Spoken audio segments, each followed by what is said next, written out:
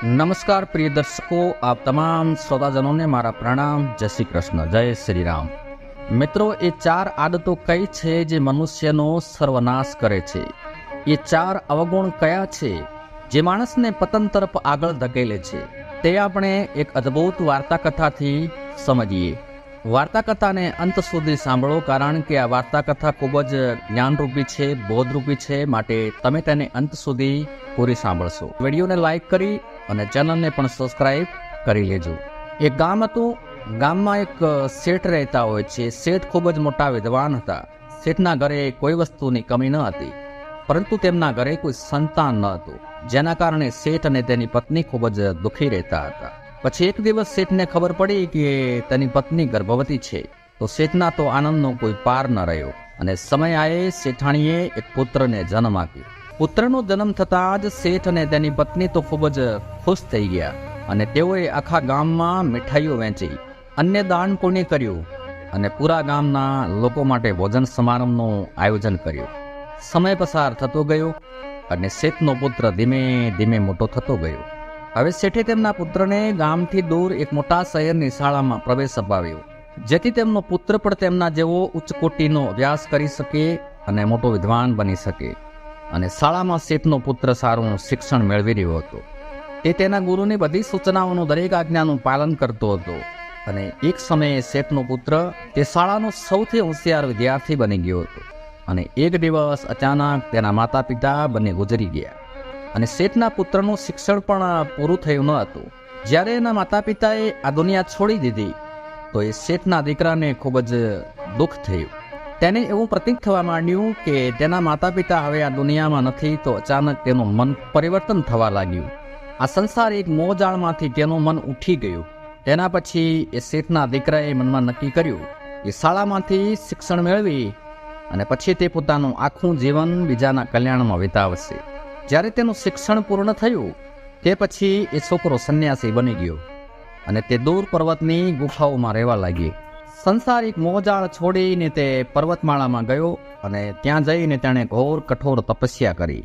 અને સમયની સાથે એ સાધુની વાત ચારે બાજુ ને દૂર દૂર સુધી ફેલાવા લાગી. દૂર દૂરના લોકોના મુખે એની ચર્ચા થવા લાગી. ઘણા બધા લોકો તે સાધુ સંન્યાસી પાસે શિક્ષણ મેળવવા અને તેમની સમસ્યાઓના ઉકેલ માટે આવવા લાગ્યા, જેના કારણે તે સંન્યાસી દરેક દિશામાં પ્રસિદ્ધ થઈ ગયા. જે નગરમાં તે તપસ્વી વસતા હતા તે નગરનો રાજા ખૂબ જ ક્રૂર સ્વભાવનો હતો. જ્યારે રાજાને તે તપસ્વી સંન્યાસી વિશે જાણવા મળ્યું તો રાજાએ તે સંન્યાસીને મળવાનું નક્કી કર્યું. અને પછી રાજા તો તપસ્વીને મળવા પહાડોમાં પહોંચી ગયા. પર્વતની ટોચ પર આશ્રમ હતો.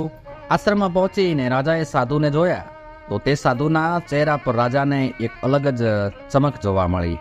રાજા તો સંન્યાસી સાધુની સમક્ષ જઈને બેસી ગયા અને તેમની સાથે વાર્તાલાપ કરવા લાગ્યા. રાજા પ્રથમ મુલાકાતમાં જ તે સંન્યાસીના વ્યક્તિત્વથી એટલા પ્રભાવિત થયા કે રાજાનું મન પરિવર્તિત થઈ ગયું. અને તે જ ક્ષણથી રાજાએ ભલાઈના માર્ગ પર ચાલવાનું નક્કી કર્યું. અને મનમાં વિચાર કરે છે કે એક નાનકડી મુલાકાત દરમિયાન આ સાધુએ તો મારા વિચારો બદલી દીધા. જો તે કાયમ માટે મારી સાથે રહે તો મારું જીવન બદલાઈ જાય. એટલે રાજાએ સંન્યાસી સાધુને પોતાની સાથે પોતાના રાજમહેલમાં પધારવા આમંત્રિત કર્યા. એમની સાથે ચાલવા ખૂબ જ આગ્રહ કર્યો. રાજાની વિનંતી સાંભળીને સાધુ સંન્યાસી રાજમહેલમાં જવા માટે તૈયાર થયા. પછી રાજા સાધુ સંન્યાસીની સાથે રાજમહેલ તરફ આગળ વધ્યા. મહેલમાં પહોંચ્યા પછી રાજાએ સાધુ સંન્યાસીનું ખૂબ જ સન્માન કર્યું, એમનો આદર સત્કાર કર્યો. અને પછી રાજાએ સાધુને એક કક્ષમાં આસન પર બેસાડ્યા અને તેમને ભોજન પીરસ્યું. ભોજન ગ્રહણ કર્યા પછી સાધુ સંન્યાસી રાજાનો આભાર માન્યો.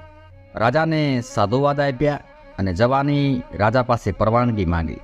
એટલે સાધુ સંન્યાસીની વાત સાંભળીને રાજાએ કહ્યું કે હે ગુરુદેવ, તમે જ્યાં સુધી ઈચ્છો ત્યાં સુધી મારા મહેલમાં રહી શકો છો. તમને અહીં કોઈ પ્રકારની અગવડતા નહીં પડે, તમને કોઈ પણ પ્રકારનું કષ્ટ નહીં પડે. તમે ઈચ્છો ત્યાં સુધી અહીં રહી શકો છો. અને તમે અહીં રહેશો તો મારી પ્રજાને પણ ગમશે અને મને પણ ગમશે. એટલે આટલું સાંભળીને સાધુ સંન્યાસીએ એ રાજાનો પ્રસ્તાવ સ્વીકાર કરી લીધો. ત્યારબાદ રાજાએ સૈનિકોને સાધુ મહાત્મા માટે બગીચામાં રહેવા અને ભોજનની વ્યવસ્થા કરવાનો આદેશ આપ્યો. ત્યારબાદ સૈનિકોએ એક સુંદર ઝૂંપડી બનાવી. સાધુએ ઝૂંપડીમાં રહેવા લાગ્યા અને આ સમય દરમિયાન રાજાએ તેમની ખૂબ જ સેવા કરી. પરંતુ એક દિવસ રાજા અને રાણીને જરૂરી કામ માટે બીજા રાજ્યમાં જવાનું થયું. પરંતુ રાજાએ સાધુ મહાત્માની સેવા માટે એક સેવકની વ્યવસ્થા કરી.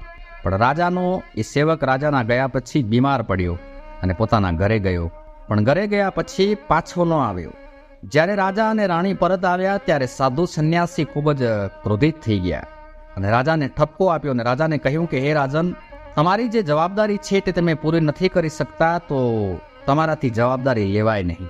એટલે રાજાએ સાધુને ક્ષમા માંગીને કહ્યું કે મહાત્માજી, જો મારાથી કોઈ ભૂલ થઈ ગઈ હોય તો હું તે બદલ આપની ક્ષમા માગું છું. કૃપા કરીને મને માફ કરો અને તમારા ગુસ્સાને શાંત કરો અને મને કંઈ જણાવો કે અંતે થયું છે શું. તો રાજાની વાત સાંભળીને સાધુ સંન્યાસીએ કહ્યું કે તમારા ગયા પછી મને કોઈએ ભોજન નથી આપ્યું અને હું ઘણા દિવસથી ભૂખ્યો રહ્યો. કોઈએ મને પૂછ્યું પણ નથી કે હું કઈ સ્થિતિમાં છું. આથી રાજાએ ફરીથી સાધુ સંન્યાસીની ક્ષમા માંગી અને કહ્યું કે મહાત્માજી, આજ પછી આવી કોઈ ભૂલ નહીં થાય. અને પછી થોડી વાર પછી એ સાધુનો ક્રોધ શાંત થઈ ગયો. ત્યારબાદ રાજાએ તે સાધુ મહાત્માને ક્યારેય ફરિયાદનો કોઈ મોકો ના આપ્યો અને તેમની ખૂબ જ સારી સેવા કરી. પરંતુ થોડા દિવસો પછી રાજાને ફરીથી કોઈ મહત્વપૂર્ણ કામ અર્થે બીજા રાજ્યમાં જવાનું થયું. પરંતુ આ વખતે રાજાએ રાજ્યની બહાર જતા પહેલા તેમણે રાણીને કહ્યું કે જ્યાં સુધી હું પાછો ન આવું ત્યાં સુધી તમે સ્વયં સાધુ મહારાજની સેવા કરો. રાજાનો આદેશ સાંભળીને રાણીએ કહ્યું કે ઠીક છે મહારાજ, તમે ચિંતા કર્યા વગર જાઓ, હું સાધુ મહારાજની સારી રીતે સંભાળ રાખીશ. પછી રાણી તો દરરોજ ભોજન બનાવી અને સાધુ મહાત્માજીની કુટીરમાં મોકલી દેતા. પરંતુ એક દિવસ રાણી સ્નાન કરવા ગયા અને સાધુ મહાત્માને ભોજન આપવાનું ભૂલી ગયા. લાંબા સમય સુધી રાહ જોયા પછી પણ ભોજન ન આવ્યું. ત્યારે સાધુ વિચારવા લાગ્યા કે હજી સુધી ભોજન કેમ નથી આવ્યું. એટલે સાધુ મહાત્માએ વિચાર કર્યો કે પોતે મહેલમાં જઈને જોશે કે હજી સુધી ભોજન કેમ નથી આવ્યું. એટલે સાધુ તો મહેલની અંદર ગયા. ત્યાં તેમની નજર રાણી પર પડી. રાણીના લાંબા લાંબા કેસ જે તેમની કમર પર લહેરાતા હતા, તેમની માદક નશીલી આંખો, તેમની હિરણી જેવી ચાલ, રાણીનું સુંદર રૂપ જોઈને સાધુ સંન્યાસીનું મન વિચલિત થઈ ગયું અને રાણીની સુંદરતા સાધુના મનમાં વસી ગઈ અને તે કંઈ પણ બોલ્યા વગર પોતાની ઝૂંપડીમાં પાછા ફર્યા. હવે તો સાધુએ ખાવાનું પણ બંધ કરી દીધું અને ઘણા દિવસ સુધી સંન્યાસીએ કંઈ ખાધું પણ નહીં. સાધુ સંન્યાસી રાણીની સુંદરતા પર એટલા બધા મોહિત થઈ ગયા કે ભાન જ ભૂલી ગયા કે એ કોણ છે. ખોરાકના લેવાના કારણે તે ખૂબ જ અશક્ત થઈ ગયા. પછી રાજા બહારથી પોતાના રાજ્યમાં પાછા આવે છે. રાજાને જ્યારે સંન્યાસીની સ્થિતિની જાણ થઈ ત્યારે તે સીધા સાધુ સંન્યાસીની પાસે ગયા અને કહ્યું કે મહાત્માજી, શું થયું છે આપને અને આપ ક્યાં ગહન વિચારોમાં ડૂબી ગયા છો? મને તમારી ચિંતા થાય છે. શું મારાથી કોઈ ભૂલ થઈ ગઈ છે? કોઈ અપરાધ થઈ ગયો છે? જ્યારે સાધુ સંન્યાસીએ કહ્યું કે ના રાજન, તમે કોઈ ભૂલ નથી કરી, તમે કોઈ અપરાધ નથી કર્યો. તો રાજા કહે છે કે હે ગુરુદેવ, તો શું વાત છે?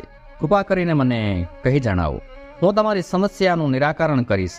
એટલે રાજાની વાત સાંભળીને સાધુ સંન્યાસી રાજાને કહ્યું કે હે રાજન, હું તમારી રાણીની અદ્ભુત સુંદરતા જોઈને ઘાયલ થઈ ગયો છું. મને રાણીની સુંદરતાનો નશો થઈ ગયો છે. હવે હું રાણી વિના જાદુ જીવી શકીશ નહીં. હવે એક સાધુ સંન્યાસીના મુખેથી આવી વાતો સાંભળીને રાજા તો સ્તબ્ધ થઈ ગયા અને થોડી વાર વિચાર કરીને રાજાએ સાધુને કહ્યું કે મહાત્માજી, તમે ચિંતા ન કરો, હું મારી રાણી તમને સુપ્રત કરી દઈશ. રાજાની આ વાત સાંભળીને સંન્યાસી તો ખૂબ જ ખુશ થઈ ગયા અને તે દિવસે રાજા અને સાધુ સંન્યાસી બંને મહેલમાં આવ્યા. તે સમયે રાણીએ તેમના સૌથી સુંદર વસ્ત્રો અને ઘરેણાં પહેર્યા હતા. પછી રાજાએ રાણીને કહ્યું કે આપણે આ સાધુ મહારાજની મદદ કરવી પડશે. તે ખૂબ જ નિર્બળ થઈ ગયા છે, અન્ન ખાવાનું બંધ કરી દીધું છે. જો તેઓ પ્રાણ ત્યાગી દેશે તો મારા ઉપર એક સાધુ સંન્યાસીના જીવ હત્યાનું પાપ લાગશે. રાજાએ રાણીને આગળ કહ્યું કે શું તમે આ પાપ પોતાના માથે લેવા માંગો છો? એટલે રાણીએ પૂછ્યું કે પહેલાં મને એ તો જણાવો કે આ સાધુ મહારાજને તકલીફ શું છે, શું કષ્ટ છે?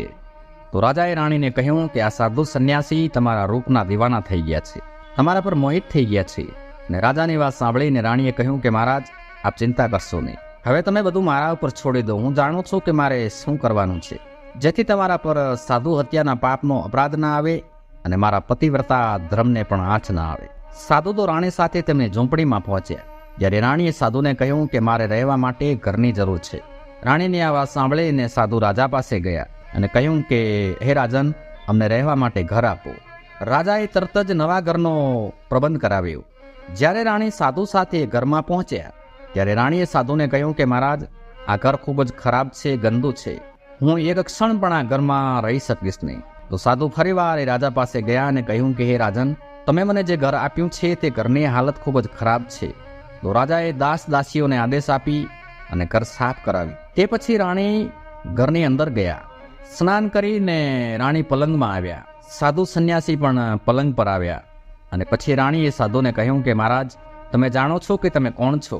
એક મહાન સંત ઋષિ કે જેમના માટે રાજા સાહેબ સ્વયં પોતે બધી જરૂરી વસ્તુઓ પૂરી પાડતા અને જેમની પાસે જ્ઞાન મેળવવા માટે દૂર દૂરથી લોકો આવતા હતા, જે લોકોને સત્યનો માર્ગ બતાવતા હતા અને લોકોની સમસ્યાઓનું નિરાકરણ કરતા હતા, જેમને દરેક વ્યક્તિ ગુરુ માનતા હતા, જેમને ઘણા બધા લોકો ભગવાન માનતા હતા. અને આજે તમે એ જ સંત સંન્યાસી વાસનાને વશ થઈ અને મારા ગુલામ બની બેઠા. રાણીના શબ્દો સાંભળીને સાધુને આંચકો લાગી અને તેને સમજાયું કે તે કોણ છે. તે એક સાધુ સંન્યાસી છે. તે સંસારની બધી સુખ સુવિધાઓ પાછળ છોડીને શાંતિની શોધમાં જંગલોમાં ગયા હતા. સાધુને પસ્તાવો થવા લાગ્યો કે આજ હું કેવું પાપ કરવા જઈ રહ્યો હતો. સાધુને ભાન થયું અને તે જોર જોરથી રડવા લાગ્યા અને રાણીને કહ્યું કે હે મહારાણી, કૃપા કરીને મને ક્ષમા કરો. હું મહાપાપ મહાઅપરાધ કરવા જઈ રહ્યો હતો, મને ક્ષમા કરો. સાધુ સંન્યાસીની વાત સાંભળીને રાણીએ એક પ્રશ્ન પૂછ્યો કે હે ગુરુદેવ, મારા મનમાં એક પ્રશ્ન ઉદ્ભવે છે, કૃપા કરીને મારા પ્રશ્નનો ઉત્તર આપ. રાણીની વાત સાંભળીને સંન્યાસીએ કહ્યું કે પૂછો. ત્યારે રાણીએ કહ્યું કે જ્યારે તમને એક દિવસ ભોજન ના મળ્યું ત્યારે આપ ખૂબ જ ક્રોધિત થઈ ગયા હતા અને પછી એ દિવસે મેં તમારું અલગ જ સ્વરૂપ જોયું. ત્યારથી હું તમારા વર્તનમાં પરિવર્તન અનુભવી રહી છું. તમે આટલા ક્રોધિત કેમ થયા હતા? ત્યારે સાધુ કહે છે કે હે મહારાણી, જ્યારે હું જંગલમાં રહેતો હતો ત્યારે મને સમયસર ભોજન નહોતું મળતું, પરંતુ જ્યારથી હું મહેલમાં આવ્યો છું ત્યારથી મને બધી જ સુખ સુવિધાઓ મળવા લાગી અને પછી હું આ બધી સુખ સુવિધાઓથી ટેવાઈ ગયું. મને આદત પડી ગઈ. મને સુખ સુવિધાઓ પ્રત્યે આસક્તિ થઈ ગઈ અને પછી એમને પામવા માટે મારી અંદર ક્રોધ ઉત્પન્ન થયો. સાધુએ આગળ કહ્યું કે હે રાણી, ઈચ્છા પૂરી ન થાય તો ક્રોધ ઉત્પન્ન થાય અને ઈચ્છા પૂરી થાય તો લોભ ઉત્પન્ન થાય. એ ઈચ્છા લોભ લાલચે મને વાસનાના દ્વાર પર પહોંચાડ્યો અને હું તમારાથી ખૂબ જ આકર્ષિત થઈ ગયો. સાધુ સંન્યાસીએ ફરી એકવાર રાણીની ક્ષમા માંગી અને રાણીને લઈને રાજમહેલમાં ગયા.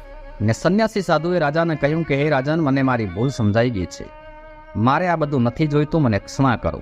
સાધુ આગળ કહે છે કે રાજન, માણસના વિનાશનું કારણ તેની 4 આદતો હોય છે અને દુનિયાના દરેક માણસમાં આ 4 અવગુણ હોય છે.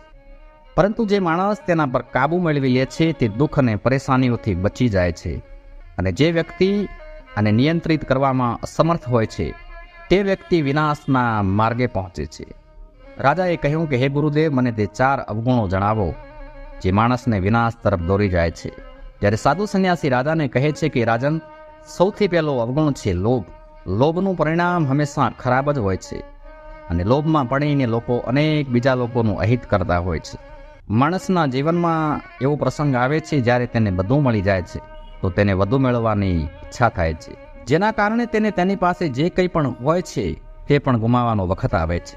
જેમ જેમ વ્યક્તિની ઈચ્છાઓ પૂરી થાય છે તેમ તેમ તેનો લોભ પણ વધી જાય છે અને તેના મનમાં ઘણી બધી ઈચ્છાઓ ઉત્પન્ન થવા લાગે છે. જો કોઈ વ્યક્તિ પોતાના જીવનમાં અતિ લોભી થઈ જાય છે તો તે ધીરે ધીરે વિનાશ તરફ જાય છે. જો મનુષ્ય સમયસર લાલચ છોડી દે તો તે ચોક્કસપણે સફળ વ્યક્તિ બની શકે છે. અને બીજો અવગુણ છે વાસના. જે માણસના મનમાં ઉદ્ભવેલી ઈચ્છાઓથી વાસના જન્મે છે. જેમ ઈચ્છાઓનો કોઈ અંત નથી તેવી જ રીતે વાસનાનો પણ કોઈ અંત નથી. વાસનાથી પ્રભાવિત થઈને માણસને કંઈ પણ દેખાતું નથી. સ્ત્રીના પ્રેમના પ્રભાવમાં અનેક રાજાઓ અને સમ્રાટો લડ્યા છે. રાજા રાવણ ખૂબ જ વિદ્વાન હતો, પરંતુ તેણે માતા સીતાની સુંદરતાથી પ્રભાવિત થઈ અને પોતાની જાતને બરબાદ કરી દીધી. ઘણા રાજાઓ અને સમ્રાટો યુદ્ધમાં હાર્યા કારણ કે તેઓ સ્ત્રીઓ સાથે પ્રેમ લીલામાં જ લીન રહેતા. ભગવાને સંસારને આગળ વધારવા હાટુ સ્ત્રીની રચના કરી છે, પરંતુ આજકાલ લોકોએ તેને પોતાની વાસનાનું એક હથિયાર સમજી લીધું છે, મનોરંજનનું સાધન માની લીધું છે. જ્યારે તેઓને આ મનોરંજન નથી મળતું ત્યારે તે પાગલ થઈ જાય છે. માટે હે રાજન, વાસનાથી બને તેટલું દૂર રહેવું જોઈએ. ત્રીજો અવગુણ છે ક્રોધ, જે માણસના નાશનું કારણ બને છે. કારણ કે જ્યારે વ્યક્તિની ઈચ્છાઓ પૂર્ણ નથી થતી તો તેનામાં ક્રોધ ઉત્પન્ન થઈ જાય છે અને જ્યારે વ્યક્તિ ગુસ્સે થાય છે ત્યારે તેના પર તેનો કોઈ કાબુ રહેતો નથી અને પછી તે ગુસ્સામાં ક્રોધમાં તે ઘણા ખોટા નિર્ણયો લે છે. વ્યક્તિ બીજાને સારા કે ખરાબ કહે છે અને જ્યારે તેનો ક્રોધ શમી જાય છે ત્યારે તેને પોતાની ભૂલોનો અહેસાસ થાય છે, પરંતુ ત્યાં સુધી તો બધું બરબાદ થઈ ગયું હોય છે. માણસના ઘણા સુનિયોજિત કાર્યો બગડી જાય છે. જ્યારે માણસની અંદર ક્રોધ આવે છે ત્યારે તે અંદરથી ખૂબ જ નિર્બળ બની જાય છે અને નબળો માણસ જીવનમાં કંઈ પણ કરી શકતો નથી. ક્રોધ માણસને બરબાદ કરે છે. મનુષ્યનો સૌથી મોટો અવગુણ છે ઈચ્છા. દરેક વ્યક્તિ પોતાની ઈચ્છાઓને કાબૂમાં નથી રાખી શકતો અને તે જીવનમાં ક્યારેય સફળ પણ નથી થઈ શકતો, કારણ કે તેની એક ઈચ્છા પૂરી થતાં જ બીજી ઈચ્છા જાગૃત થઈ જાય છે. જ્યારે બીજી ઈચ્છા પૂરી થાય કે ત્રીજી ઈચ્છા પૂર્ણ કરવા તરફ આગળ વધવા લાગે છે અને એ ઈચ્છાઓ વધ્યા જ કરે છે જેનો કોઈ અંત નથી. જે ઈચ્છાઓ પર નિયંત્રણ ના કરી શકે તે વ્યક્તિ સંતોષ અનુભવી શકતો નથી અને તે ઈચ્છા લોભ લાલચની જાળમાં ફસાતો જ જાય છે. જ્યારે કોઈ મનુષ્ય તેની ઈચ્છાઓ પર કાબુ મેળવી લે તો સમજો તે જગ જીતી ગયો. જો વ્યક્તિ આ 4 આદતો, આ 4 અવગુણોનો ત્યાગ કરી દે તો તેને જીવનમાં સફળ થવાથી, મહાન થવાથી કોઈ પણ રોકી શકતું નથી. હું સંન્યાસી હોવા છતાં પણ આ અવગુણોમાં ફસાઈ ગયો હતો. એટલે હે રાજન, માણસે આ 4 આદતોનો, આ 4 અવગુણોનો ત્યાગ કરી અને એનાથી દૂર રહેવું જોઈએ. આટલું કહીને સાધુ સંન્યાસી પર્વતમાં એમના આશ્રમમાં પરત ફરી અને પાછા પ્રજાની સેવામાં લાગી ગયા. તો દર્શક મિત્રો, વિડીયોમાં પ્રસ્તુત વાર્તા કથા તમને પસંદ આવી હોય તો લાઈક કરજો અને ચેનલને સબસ્ક્રાઈબ કરી લેજો. મળીશું બીજા વિડીયોમાં. ત્યાં સુધી આપ તમામને મારા હર હર મહાદેવ. જય શ્રી કૃષ્ણ.